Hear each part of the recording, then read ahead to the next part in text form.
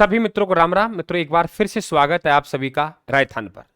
देखिए, हम लोग जो बात कर रहे हैं वो 10 मिनट वाले शो में एक कड़ी और आगे बढ़ रहे हैं। हम लोग पिछले उसमें हम लोगों ने देखा कि रामदेव जी तेजा जी महाराज को देखा। अब हम लोग देव नारायण जी की बात करेंगे। मुश्किल से 5 या 6 मिनट लगाएंगे हम लोग और देव नारायण जी कंप्लीट कर जाएंगे साथियों। ये पीडीएफ आप लोगों को टेलीग्राम पे मिलेंगे। रायथान का टेलीग्राम आप ज्वाइन कर ले, वहां आप लोगों को मिलती रहेंगे।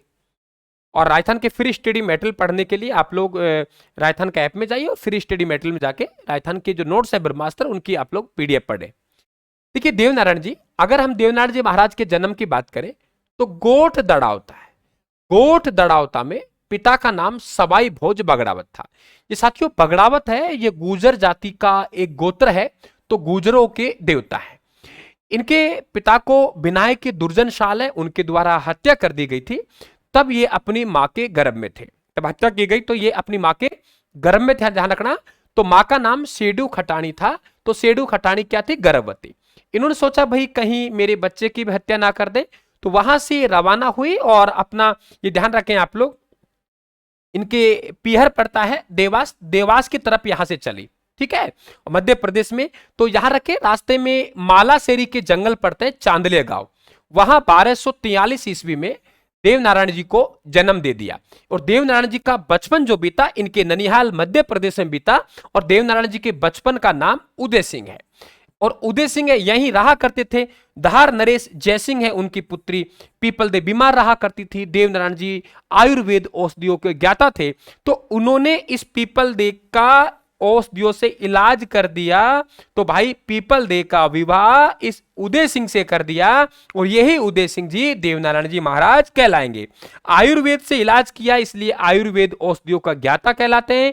नीम की पत्तियों का विशेषकर इन्होंने इस्तेमाल किया। और इनके जो सहयोगी हैं उनका नाम माकड़ जी है। और माकड़ जी का मंदिर है नाग पहाड़ में है। कहां है? नाग पहाड़ अजमेर में। ये ध्यान रखें आप लोग। देवनारायण जी के 4 बड़े ध्यान रखें कि इन्होंने, एक तो गोठ दड़ावता हो गया। गोठ दड़ावता आसिंद भीलवाड़ा में है। आसिंद तहसील है, गांव का नाम गोठ दड़ावता है। एक स्थान पड़ता है देवमाली। देवमाली, देवमाली कहां पड़ता है? अजमेर में। ये बगड़ावतों का गांव कहलाता है। जो अपना देह का त्याग किया वो देवमाली में किया।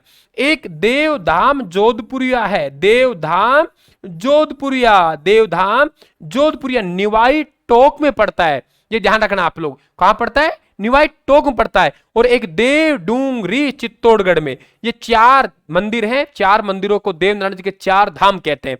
फिर सुन लीजिए, गोठ दड़ावता आसिंद भीलवाड़ा, देवमाली अजमेर, देवधाम जोधपुरिया टोक और देव डूंगरी चित्तौड़गढ़। इन चारों को देवनारायण जी के 4 धाम कहा जाता है। गुर्जर समाज के देवता है, बगड़ावतों के देवता है, आयुर्वेद के ज्ञाता है, औषधियों के ज्ञाता है, नीम की पत्तियों का विशेषकर इस्तेमाल किया था। यह ध्यान रखें आप लोग। देह त्याग देवमाली अजमेर में किया था। बगड़ावतों का गांव कहलाता है। इनकी बिल्ला और बिल्ली बताते हैं पुत्र पुत्री थे। इन्होंने तपस्या की। मेला भाद्रपद शुक्ला सप्तमी को लगता है और मक्के की घाट और छाछ परोसी जाती है। और मैंने बताया माकड़ जी का सहयोगी है माकड़ जी देवनारायण जी के, उनका नाग पहाड़ अजमेर में है। और बगड़ावत लोक काव्य देवनारायण महागाथा जो पुस्तक है वो लक्ष्मी कुमारी जी की है। राम राम साहब, धन्यवाद। हमें फॉलो करें, हमारे साथ जुड़े।